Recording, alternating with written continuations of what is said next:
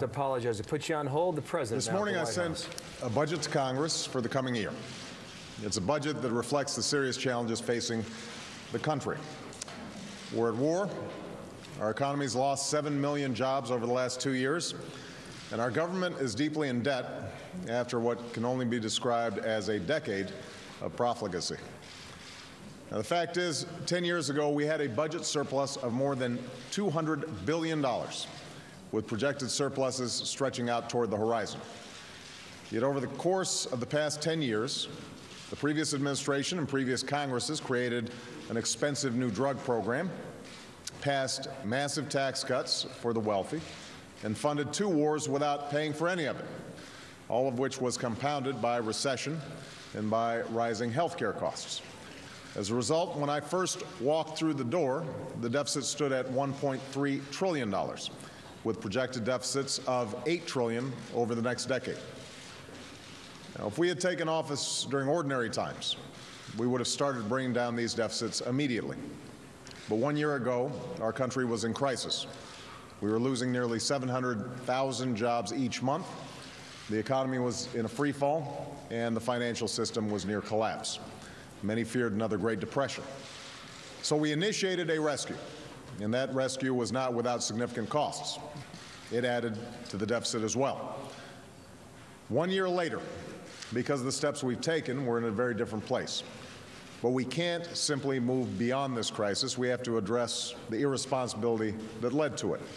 And that includes the failure to rein in spending, as well as reliance on borrowing, from Wall Street to Washington to Main Street, to fuel our growth. That's what we have to change. We have to do what families across America are doing: save where we can so that we can afford what we need. Now, I think it's very important to understand, we won't be able to bring down this deficit overnight, given that the recovery is still taking hold and families across the country still need help. We will continue, for example, to do what it takes to create jobs. That's reflected in my budget. It's essential. The budget includes new tax cuts for people who invest in small businesses, tax credits for small businesses that hire new workers, investments that will create jobs repairing roads and bridges, and tax breaks for retrofitting homes to save energy. We also continue to lay a new foundation for lasting growth, which is essential as well. Just as it would be a terrible mistake to borrow against our children's future to pay our way today, it would be equally wrong to neglect their future by failing to invest in areas that will determine our economic success in this new century. That's why we build on the largest investment in clean energy in history, as well as increased investment in scientific research, so that we are fostering the industries and jobs of the future right here in America. That's why I've proposed a more than 6% increase in funding for the Education Department. And this funding is tied to reforms that raise student achievement, inspire students to excel in math and science, and turn around failing schools, which consign too many young people to a lesser future. Because in the 21st century, there is no better anti-poverty program than a world-class education. And that's why we eliminate a wasteful subsidy to banks that lend to college students and use that money to revitalize community colleges and make college more affordable. This will help us reach the goal I've set for America. By 2020, we will once again have the highest proportion of college graduates in the world. And these are the investments we must make to create jobs and opportunity now and in the future. And in a departure from the way business has been done in Washington, we actually show how we pay for these investments while putting our country on a more fiscally sustainable path. I've proposed a freeze in government spending for 3 years. This won't apply to the benefits folks get through Social Security, Medicaid, or Medicare, and it won't apply to our national security, including benefits for veterans. But it will apply to all other discretionary government programs. And we're not simply photocopying last year's budget. Freezing spending does not mean we won't cut what doesn't work to pay for what does. We've gone through every department's spending, line by line, item by item, looking for inefficiency, duplication, and programs that have outlived their usefulness. That's how we freeze discretionary spending. Last year, we found $17 billion in cuts. This year, we've already found $20 billion. Now, some of these cuts are just common sense. For example, we cut $115 million from a program that pays states to clean up mines that have already been cleaned up. We're also cutting a Forest Service economic development program that strayed so far from any mission that it funded a music festival. And we're saving $20 million by stopping the refurbishment of a Department of Energy Science Center that the Department of Energy does not want to refurbish. Other cuts, though, are more painful because the goals of the underlying programs are worthy. We eliminate one program that provides grants to do environmental cleanup of abandoned buildings. That's a mission I support, but there are other sources of private and public funds to achieve it. We also eliminated a $120 million program that allows folks to get their earned income tax credit in advance. I am a big supporter of the earned income tax credit. The problem is 80% of people who got this advance didn't comply with one or more of the program's requirements. So I'm willing to reduce waste in programs I care about, and I'm asking members of Congress to do the same. I'm asking Republicans and Democrats alike to take a fresh look at programs they've supported in the past, to see what's working and what's not, and trim back accordingly.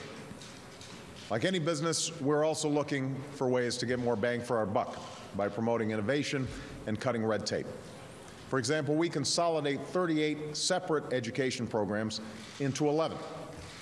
And last fall, we launched the SAVE Awards to solicit ideas from federal employees about how to make government more efficient and more effective. I'm proud to say that a number of these ideas, like allowing Social Security appointments to be made online, made it into our budget. I also want to note, even though the Department of Defense is exempt from the budget freeze, it's not exempt from budget common sense. It's not exempt from looking for savings. We save money by eliminating unnecessary defense programs that do nothing to keep us safe. One example is the $2.5 billion that we're spending to build C-17 transport aircraft. 4 years ago, the Defense Department decided to cease production because it had acquired the number requested, 180. Yet every year since, Congress has provided unrequested money for more C-17s that the Pentagon doesn't want or need.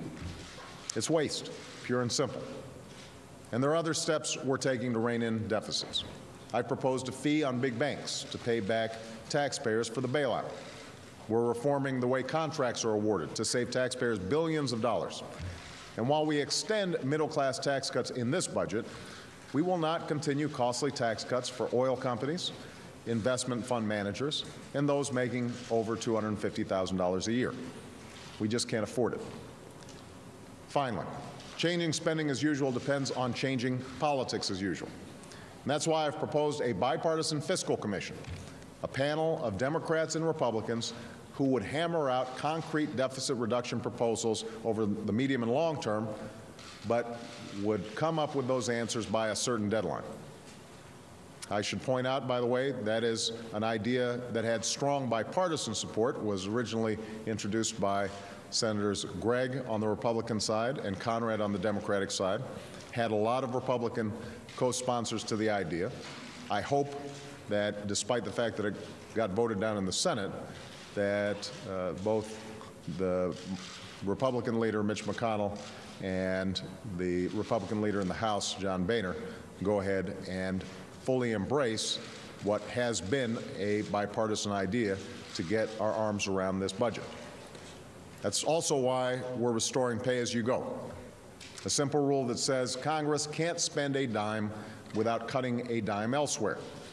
This rule helped lead to the budget surpluses of the 1990s, and it's one of the most important steps we can take to restore fiscal discipline in Washington. And you can read more about the budget at budget.gov. Very easy to remember, budget.gov. But the bottom line is this. We simply cannot continue to spend as if deficits don't have consequences, as if waste doesn't matter, as if the hard-earned tax dollars of the American people can be treated like monopoly money, as if we can ignore this challenge for another generation. We can't. In order to meet this challenge, I welcome any idea from Democrats and Republicans. What I will not welcome, what I reject, is the same old grandstanding when the cameras are on and the same irresponsible budget policies when the cameras are off. It's time to hold Washington to the same standards families and businesses hold themselves. It's time to save what we can, spend what we must, and live within our means once again. Thanks very much. President Obama, in a statement that lasted about 9 minutes on the $3.8 trillion budget unveiled today toward